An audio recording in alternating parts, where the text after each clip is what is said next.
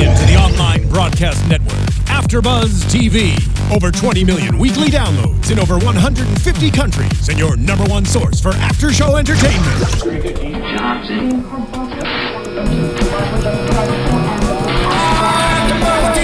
AFTERBUZZ TV, the destination for TV superfans. Producing aftershows for over 300 of your favorite TV shows. Interviewing celebrities and showrunners. And bringing you behind-the-scenes exclusives. All thanks to E! Entertainment's Maria Menounos, producer Kevin Undergaro, and internet leader Akamai.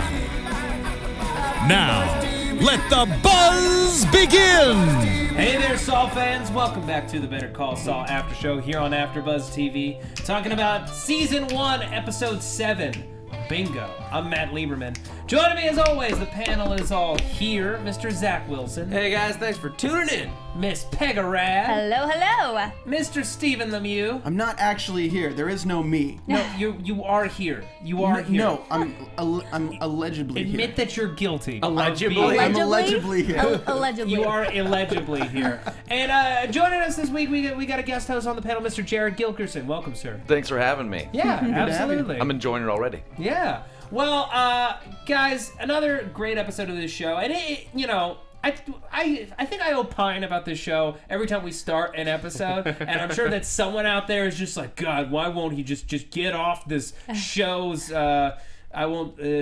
privates? But I rethought what I was saying after I'd started, and it was too late.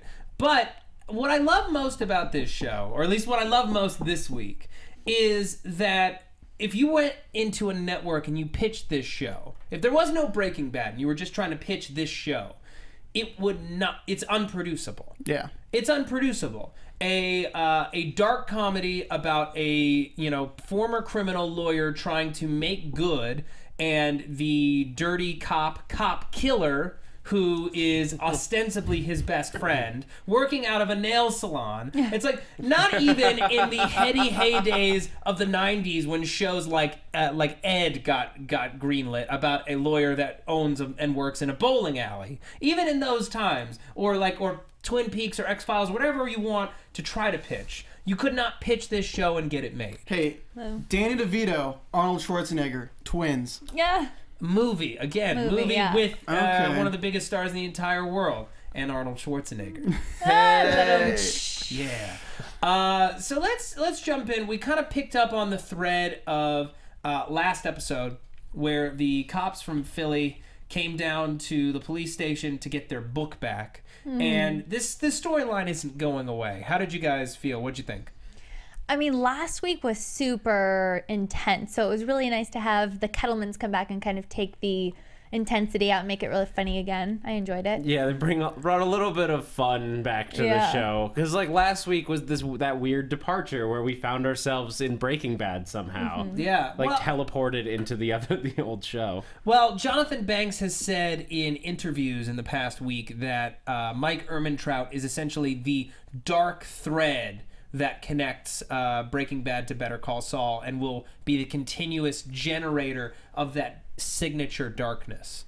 I love the scene because it really, honestly, this entire episode, I didn't see who was the director of it, but every shot I was consistently being like, that's a great shot. When he's talking to the officer and he's like, oh, three's a party, and they tell Saul to go away, we get this great shot where it's just their shoulders and up, and all of the wanted signs. And they're just holding on it forever. And we're all looking to see if we recognize somebody, and we don't. But I don't think it was the point to recognize anyone.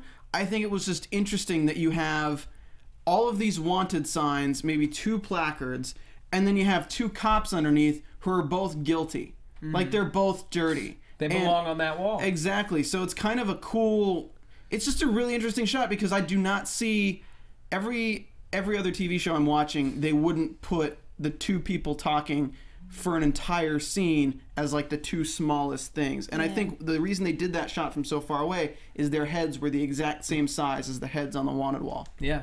I like how you're kind of seeing Mike wanting to get rid of Saul, but just knowing that they're going to be attached at the hip, and they're kind of like this budding relationship that's not going anywhere, even though, Mike doesn't want anything to do with them. Right. Yeah, so I like that. That's the thing. It's on Mike, really. He could have kept Jimmy at arm's length for forever. But he's the one who decided to give Jimmy the advice on where to find the Kettlemans. He's the one who called Jimmy when he needed a lawyer. He's the one who keeps reaching back out to Jimmy, so we shouldn't be surprised that Jimmy's going to call right back with a favor.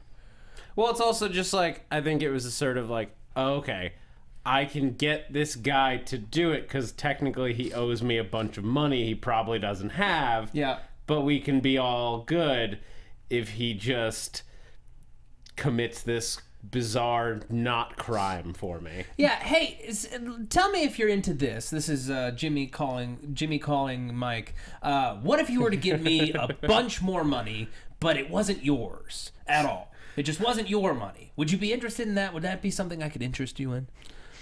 I feel like the call wouldn't go like that. I honestly, like literally, I feel like the call from Saul to from Jimmy to Mike would be more like, I need a favor. And then he would just explain like what he's thinking of doing. He's like, I need to get the money out of their house. Because he's the one who knows how to do these things from how he told them about the old time where the people were just hiding out in the house. I do want to talk really quick still at that scene in the courthouse where Mike and the cop are talking alone. I don't have the agent's name. I don't know why. Did they ever say it? No, they probably said it last episode, but I honestly don't have it. Barry Shabaka Henley is the actor. So I love this scene because it's so telling of Mike in that he stole the book from the guy. You have this guy's being such a prick to Mike, and all Mike justifiably, but all Mike can say is like, I like him, and it's interesting because I feel like that's how his son was.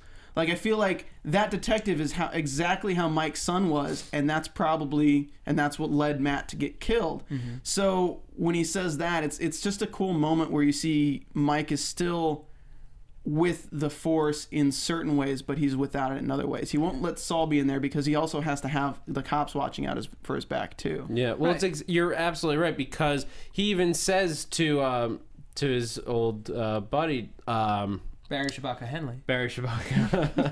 Henley. What was I saying? That it's a sewer. That precinct is sewer. Oh, no. Yeah. No, the whole thing about Mike is told, like, he's turning over rocks he shouldn't be turning over. Yeah. Like, this guy is clearly a good cop, and I think Mike respects that. He wants there to be good cops in the world, but, like, they're at the change of guard, sort of like from a fully corrupt police force where everybody had to be on the take or you're going to get shot because you're not taking it.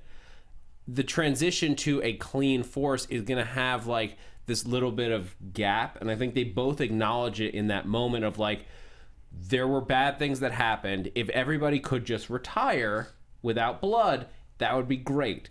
But certain stones we need to leave alone in order to just smooth this transition over to the new, not corrupt guard. Well, it's good that he's doing this with Mike, though, because you realize that Mike could, if Mike was like those two cops he killed last episode, he could take this cop out like they did to Matt. Like, if he was going after anyone else in that precinct, his life would be in jeopardy.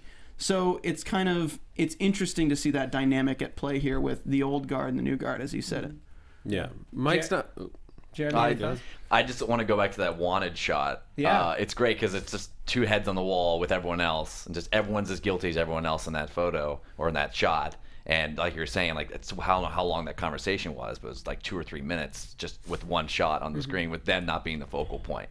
So I just thought it was great. What I love most about the way that this show is shot, and it's the same reason why I really enjoyed how Breaking Bad was shot, is the utter rejection of a sort of a style and a chosen focal length of television. You look at films, you have far more wide shots, or at least in the past, you have wide shots because you know that your audience is going to be watching it on a big screen. Mm-hmm. Nowadays, as TV and media becomes further and further miniaturized, you look at anything that's shot on YouTube, the shots need to be tighter and tighter and tighter because more people are either watching them on their phone or they're watching them in a window on their already small computer screen. Yeah. They're choosing, no, I'm going to tell my story, I'm going to make my art very visual, and people are going to have to watch it in the most pristine way possible to really enjoy it, and we're not going to back away from that. Yeah, I mean, even before you had to worry about small screens, TV was very standard shooting. do close-ups, medium shots. You have occasionally you might sneak in sort of an artsy shot, but it was a very much it's by the books. Like Sorkin sort of like took that big swing, like just the walk and talk with like West Wing. That or was even before that with Sports Night to have that in a sitcom. Yeah, that changed the way that started changing the way the TV was shot into that more film-like genre. Yeah, it became dirtier and more interesting. Yeah, the show takes it to an nth degree, especially Chandler. Oh my gosh! All right, let's move on from Mike. We'll come back to him when we're talking about the Kettlemans. I want to talk about Kim and the Kettlemans, and she offers them a very reasonable deal. It's pretty incredible. That she's able to get 30 years down to 18 but months. Matt, they're not guilty. Yes, they are. They are so guilty. They are There's guilty. no money. There's no money. There is so much money. They have a dang boat. If there was money, it wouldn't. That's a big if, Zach. Yeah, I don't big think there's if. money. I know what you're But talking about. there is though.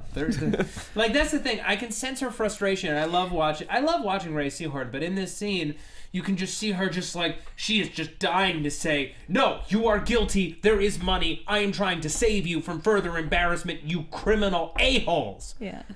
But you can't say that. She got him a great deal. She really did. And you preface this with the previous episodes where Saul's trying everything on the public defenders just to get like a tiny budge, and he can barely get that. She gets it from 30 years in prison to county jail, 16 months, and probably not even that. Not even All they got to do is give up the money. Not even a year and a half. Yeah. Seriously. So, Jeremy, what's going on in this marriage? Like, Jared. she's Jared. That's sorry, all right. I can go by Jeremy as well. No, was Jared. like, who's Jeremy? Jared. What's going on in this marriage? The wife is firmly in control. Does he believe that he's not guilty, or is it just she's so insistent that he can't break away from it? She's completely in control. He knows he's guilty as sin, but she's controlled him probably his entire life, even though he's the one working, and but she's telling him, "You're not making enough money. You need to rob your own company." Blah blah blah. She probably even baited him into doing that. He probably was uncomfortable doing that. Right. And kind of to go back again to the way that the show is shot, I've noticed that every time there's a scene with those two together, Craig is not lit at all, and Betsy is like glowing because they don't want you to care about this guy. They just want you to, he's a side character. He's nothing. She's controlling the entire family. And I love how he's just unimportant. Until the end, he's kind of lit up. But she's controlling them probably their whole lives. It's true. She's nuts. Like, look, we all love strong women. I love strong women. It's true. I know it's from experience. But that sounded weird when you put it that way. I don't think so, Chandler. But this is not a strong woman. This woman is out of her mind. She's kooky. Bonkers. Yeah. Cloud cuckoo Yeah. land, this woman.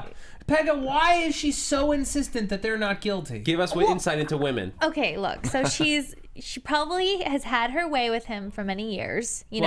Definitely. They have 2 kids. Yeah, well, not in that way, but she's kind of worn the pants, if you will. Yeah. And at this point, it's her money, whatever she's going to do with it, and nobody can take it away from her. Yeah, in her mind, she kept insisting anyway at the top of the series that he deserved that money. He earned it. He earned it. They were the ones who underpaid him at the county treasury. Make the county whole. Make the county whole. What are you talking about? We're the ones who are finally whole. I mean, if there was any money to be had, we would be whole.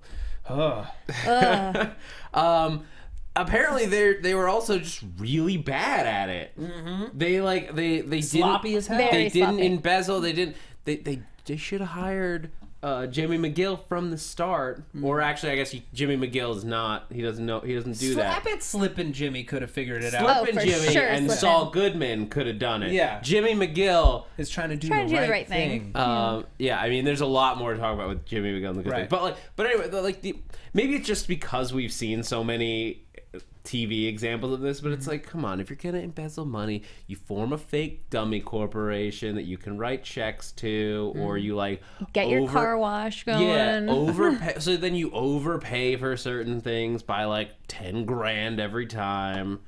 but they just like put $1.5 million just Under like their In their sink. he sink. just like wrote himself a check out of the treasury. Yeah, basically, or Paper trail, several man. checks. Yeah. But here's the thing, though, right? And this is, you know, skipping around a little bit, but I want all of your opinion. He says, when Mike says, "What are you going to do with all that money?" He says, "I'm doing the right thing." Is he doing the right thing, or is he trying to do the right thing for Kim and for himself? Because here's the thing. I know that he wants to be the guy who can do the right thing, but really he's trying to eliminate a huge problem, which is that they could implicate him at any time for taking that money. And B, he's trying to help Kim keep her job, because as much as he wants her to be a part of his new firm, and that's not going to happen, he just wants her to be happy, damn it, no matter how much he breaks his heart. Yeah, like when they were having that conversation in the parking lot, he said, "I tried to not be their lawyer, but they just wouldn't back off." Yeah. Then something clicked where he's like, "You know what? I gotta do this for Kim. She might lose her job. She's worked so hard for this," and has him get the money back. Well, I just don't think it's worth it for him. Yeah. Because to be perfectly honest, there's no way in hell he could get a deal better than that. And it's just not worth it. He's too closely connected with it that even if he gets them off from the not guilty verdict, like, I mean, what's that mean for him? Because he could still be involved because he's randomly got a bunch of money. Somebody looks into those finances. They're like, "Oh, look, you were doing that. Where's your receipt for how much they paid you? Oh, how did you afford this new building? Oh, look at this." All if you had to do was get audited. Well, I see. Here's my argument, though, to that. They gave him a cash stack, quote unquote, as a retainer. It's not necessarily his duty to know where that money came from. Right, it's like Chandler's duty. Oh, but like Nice duty, like Chad. but Matt, if I hire you to do something, Okay. I give you a check for $1,000. You don't know where that money came from. That's If very I true. stole it, account. you're not liable for whatever crime I committed to get that money. Yeah, you don't if know it's I dirty. did allegedly commit said crime. So, Zach, let's say you're a lawyer, and somebody comes up to you and says, "Hey, I want you to be my lawyer. We're gonna have the confidentiality agreement." Okay, let's say that. Put $1 in my pocket. Yeah, we have the dollar in your pocket. I'm under suspicion of having stolen $1 million, and I give you $500,000. They're gonna look at how did they pay them, and they're gonna look at the fact that you're their lawyer and you have confidentiality. You would reasonably be suspect that if they were guilty, then you are guilt by association. Those conversations are not admissible. Yeah, those are privileged. yeah, Those are privileged exactly. conversations and reasonable doubt. Just like how Jimmy got Mike off the top here, they absolutely could have found that notebook out in the parking lot. Yes, it's much more likely that he spilled coffee on him and swiped it like a master pickpocket, but he absolutely could have found it out in the parking lot. Reasonable doubt clears him of all charges. Now, if Jimmy's worried about the press that would come from that of being just accused I'm because just that saying- torpedoes your career, then that argument's fair. I'm just saying it doesn't make any sense, and the only reason I say that is because if that worked, nobody would need to launder money through businesses because they would just pay their lawyers millions of dollars in drug money and things like that. False, because you can't trust lawyers to give it back. Well, but you can't pay. You're not paying him. Don't drop the mic on that. That's not even like a drop the mic statement. It's just dumb. He's loving it, though. And if you had your silver hair, I would probably let it slide, but you don't. You don't. You just have your nasally passage sick voice.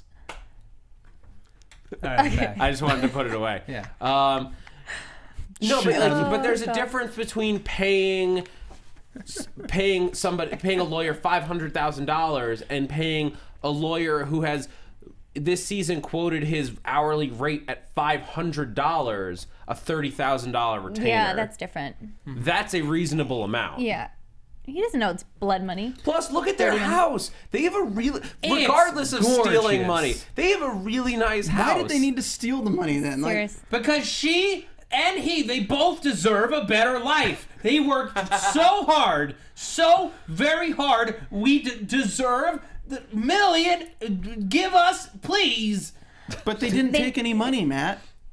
I'm just Oh my saying gosh. that they deserve. But they deserved the They money. deserve They deserve money. a new They RV made us- money. to go camping with. Yeah. If there was Exactly. any money, Well, then they deserved it because he worked really hard, but there is no money. I'm wondering Jared, if is there any money?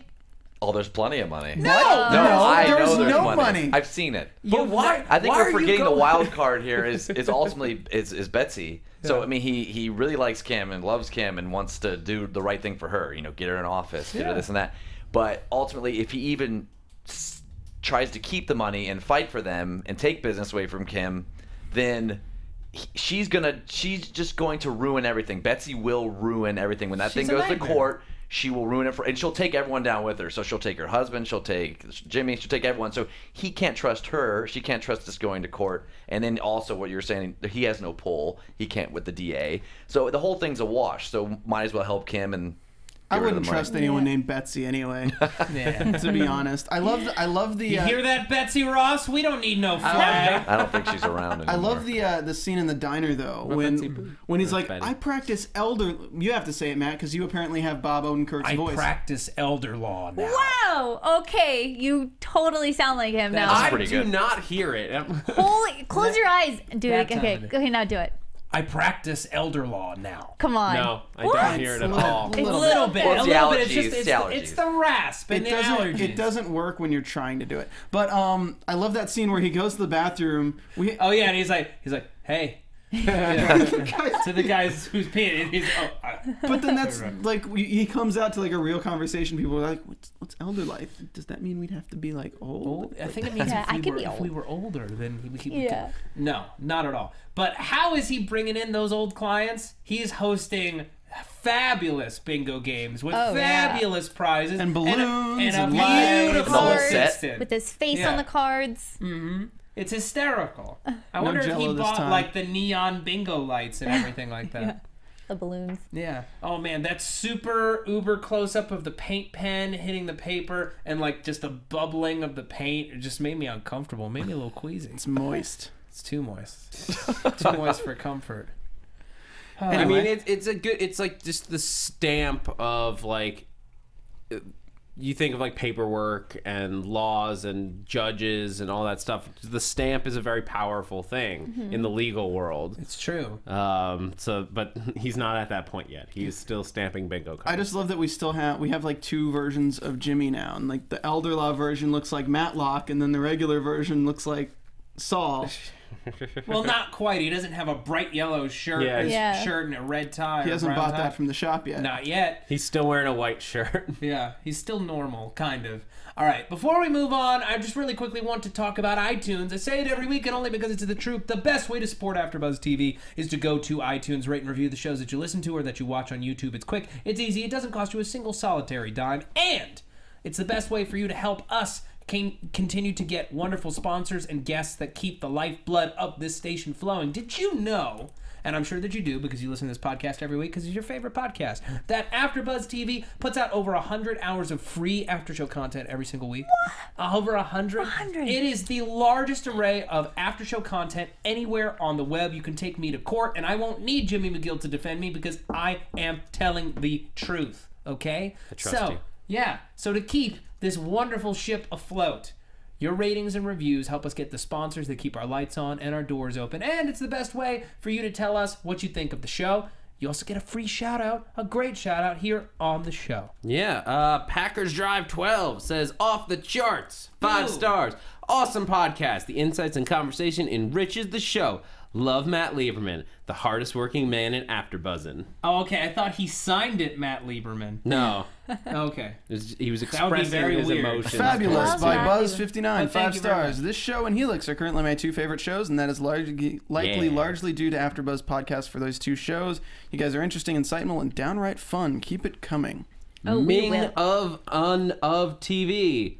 Mingo fan of TV. Yes, Mingo fan of TV. I had to try it twice. 5 stars. Another great show. Love the show. I look forward to listening to you guys break down Better Call Saul. I have a little over 40 minutes before my first class, and you guys make that time go by. C says, great show, AfterBuzz. Great insight. fill me up with insight, Chandler.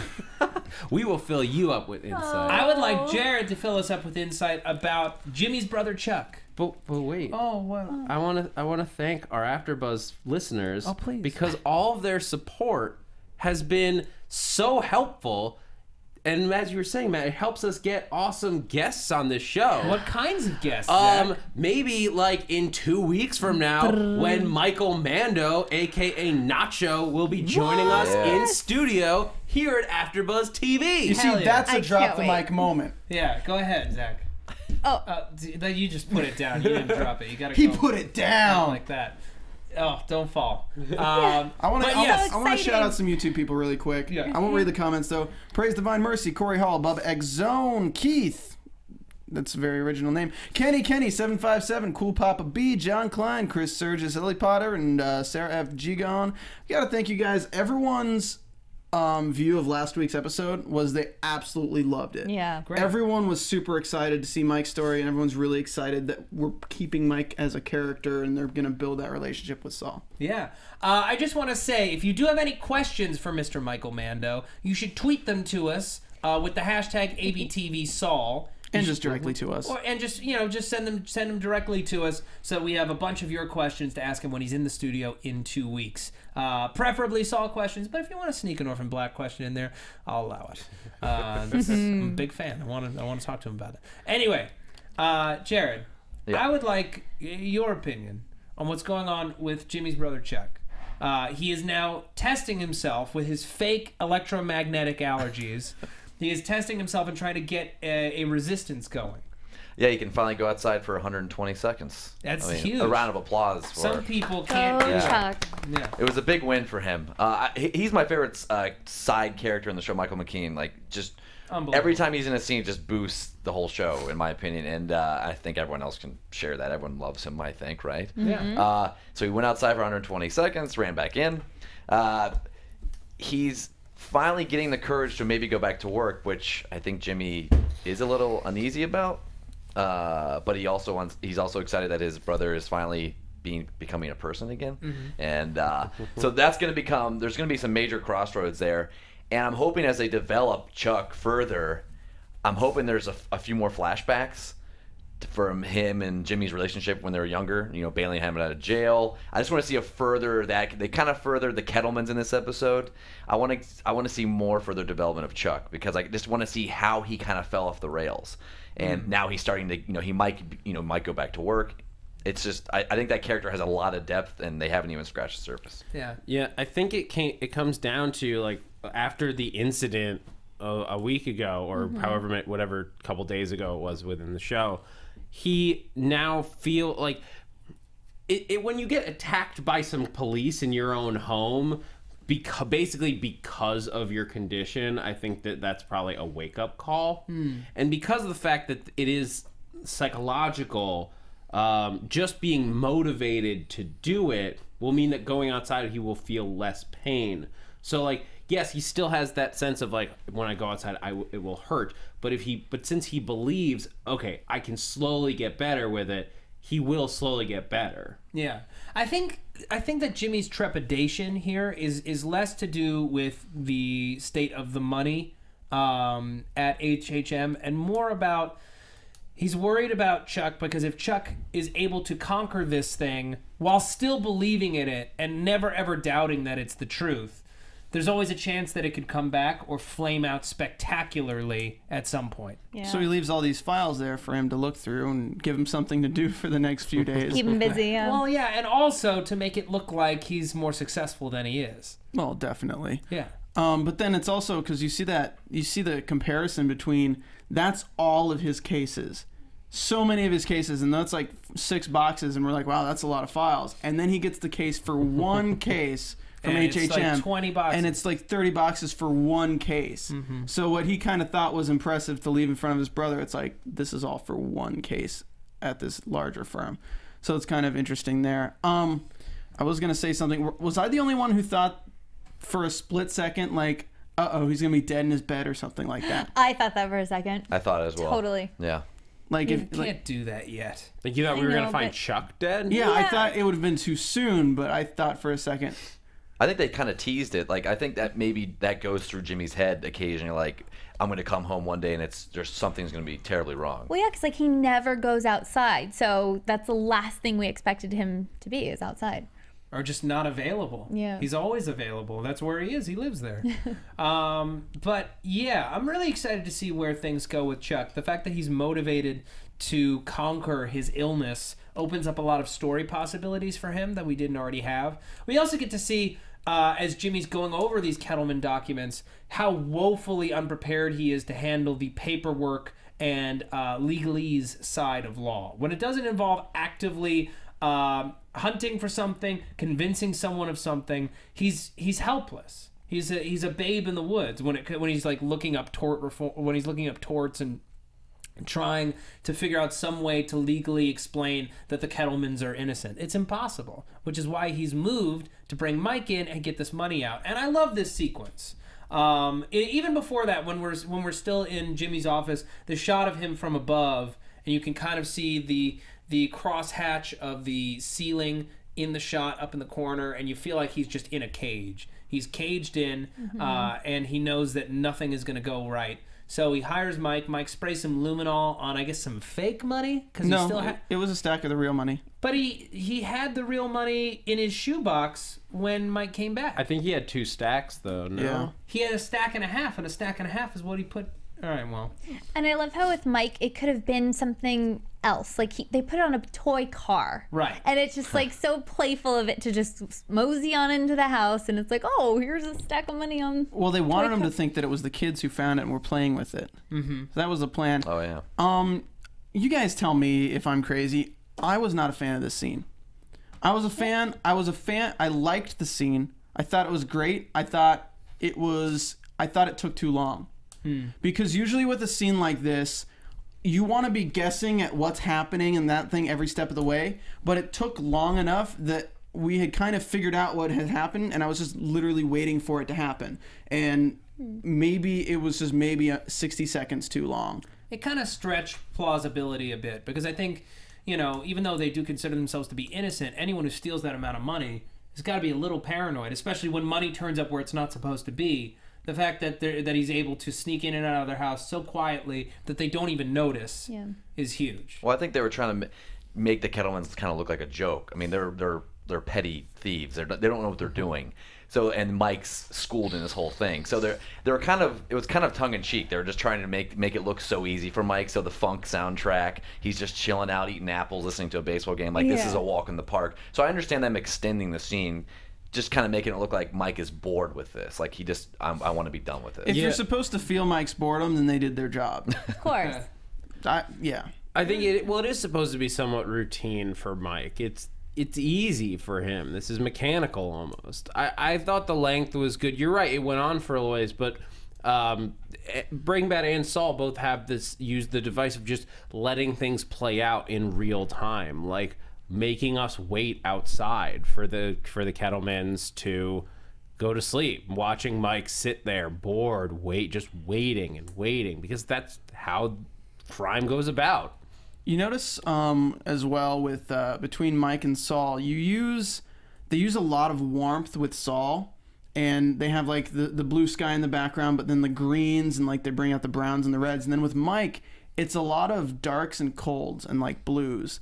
And it's especially noticeable in last episode with all the darkness and light, and it really kind of reflects him as a character in that he's the undercover guy. He's like the night guy. He is the night. Well, and also his emotional his state right now in life. You know, his son's dead, and he's kind of just going through life. And while Jimmy kind of sees like, oh, maybe I have a way out of there's some light at the end of the tunnel. Yeah, I love the cowed Kettlemans at the very end inside of Jimmy's little shitbox yellow car. I love the scene where he tells them that the money's gone. Yeah, beautifully shot. Oh yeah, and you can tell Betsy's utter panic. They just and like run rage. up. Yeah. The scouting for that house, like they must have saw the house and were like, this would be a perfect shot. You can get the whole hallway upstairs, you get the couch, you get everything. All you need is the dolly rolling forward and rolling back to where Saul is, and you can get everything. Phenomenal. Yeah. And then finally, we have Jimmy and the story of this office, the one that he wanted to offer Kim a job at, and now he doesn't have the money to lease. And he can just basically, I love this scene and I love this plot because everything was growing at such a phenomenal rate. He finally had a road towards a legitimate life. It required this one illegitimate choice, but semi-legitimate choice. But he finally had a road to it, and now that road is gone. Yeah. And it's really frustrating. It sucks because he's just such his personality and his reaction to putting the money in the bag just explains him as a character so well, in that he does the right thing begrudgingly.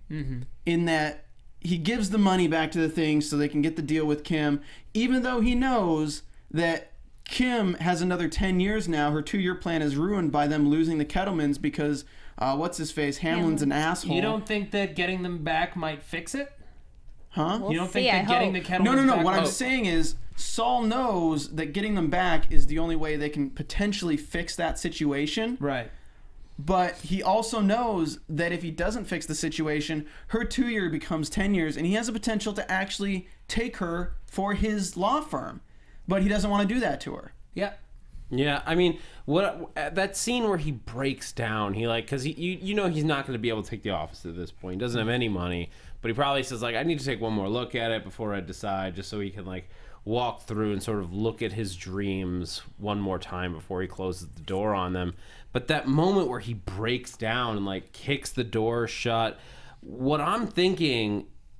how this is going to play out from here. Maybe I should save this for predictions. Well, they're coming up in just a moment. Yeah. You know what? I'll hold on to it because this is a pretty massive... Great. Well, now tell them to us because it's time for predictions. And now... Are you still holding on to it? You got a tight grip? I'm letting the bug play. Yeah, okay. So what I'm thinking is, like, in that moment where he's breaking down, I'm looking at him... And I rewatched over the weekend that first episode where we first meet Saul Goodman. And he's such a shyster. Yeah. Like, he just doesn't give a damn about, like, anything or anyone. So what I'm thinking is that from here, there's going to be a lot of fallout where Kim's going to basically just have to decide what side she's going to be on. And she's going to wind up... He's going to have done this super good right thing where he turned over $1 million to the DA, to the county, because it was as he says it was the right thing to do. But it's going to all come up for nothing for him. His brother's going to get out of the house. Chuck's going to go right back to HHM. He's not going to help Jimmy out at that point because he's, like, against the firm. Kim's going to be with the firm. He's going to be all just out of luck on his own. No one needs him. Useless. Yeah, and at that moment where Chuck and Kim basically abandon him, that will be his last ray of hope leaving. And that's what will effectively turn him from Jimmy McGill into Saul Goodman. Now I'd like to ask a question to the room. Who called? At the end of the episode, who called? Pegah. God, who called? I don't know. I have no idea.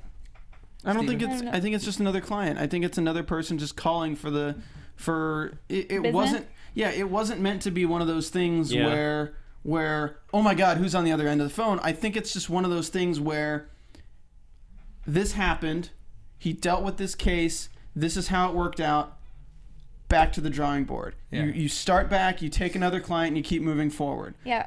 We saw him at such a low, crying and losing it and kicking in the door, and then all of a sudden, like, phone rings, here's business again. Okay, let's give it another try. Like, let's try to move on. I think it's just a will. I don't want Mopey Saul for another episode. I want his shell to break for 30 seconds, then I want him back to Jimmy McGill. Yeah, well, it looks like next week. Sorry, that's all right. It looks like next week we're gonna, like, he's got, like, another will client that's gonna Irene, the woman who won the cat notebook. Yeah, and it's gonna get kind of complicated.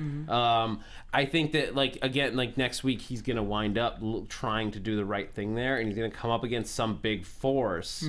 Which, if that force is so just the world is terrible, the world is against him. If, let's say, Nacho comes back after that and is like, I have a game, like, the cartel has a game for you to play, we need a lawyer to do it, he's like, you know what? Screw it. I'm gonna take the money and run. Yeah, this is a big turning point. I think he's kind of turning into Saul a little bit here. But with the phone call, like you were saying, it's I mean, it's kind of back to his mundane elder law life, and the lifestyle was right there within reach. But now it's back to just Joe Schmoes calling him. So it's nobody big. Yeah. Well, it seems to me that he